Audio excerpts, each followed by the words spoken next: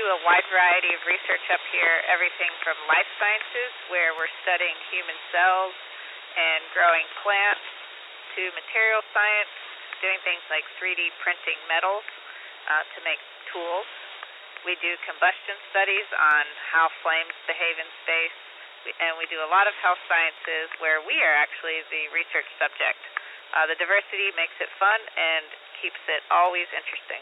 Over.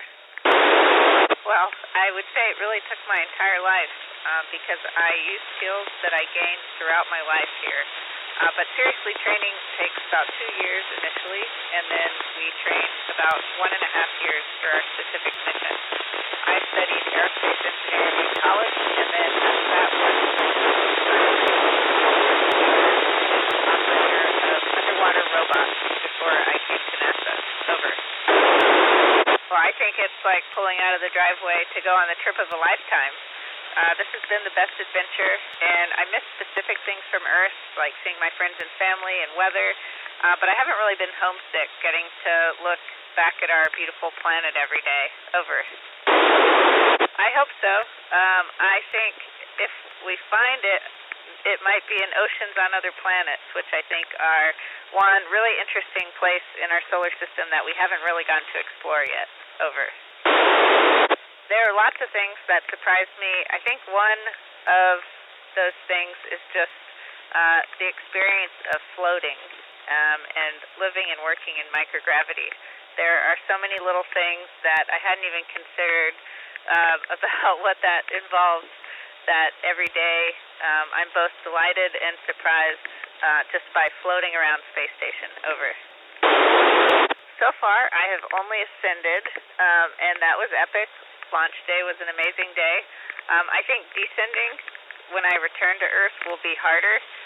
Just the idea of going back and relearning how to live in live in gravity on Earth. I think that'll be more challenging than coming up to microgravity. Over. It does kind of mess up your sense of time. I lose track of time really easily up here, but we work on Greenwich Mean Time, so we keep pretty regular hours, same as you would on Earth in whatever time zone you're in, but we're on GMT.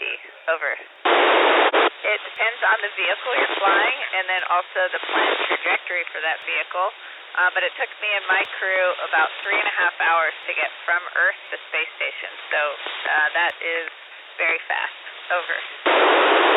That's been one of my favorite parts about being here, and it's really given me just a deep sense of connection to planet Earth and an appreciation for the diversity and the complexity of life that planet Earth sustains. I definitely have an increased desire to protect Earth and conserve what we still have. Over. Well, without gravity, our bathroom works very differently than bathrooms on Earth, where you have water and gravity helps move that water through the pipes. Our bathroom, our toilet works with air and a vacuum system, so kind of like your vacuum cleaner at home, that's the basis for our toilet on board Space Station. Over. Great question, and there's so many different things that you can do in the space science field. One piece of advice I would say is to look for people who are doing things that you find interesting. So people who are older than you doing work that you think is interesting, and then see what paths they took to get there. There are many ways to get somewhere that you want to be, but that is a good way to get ideas of all the different options and possibilities that are out there. Over.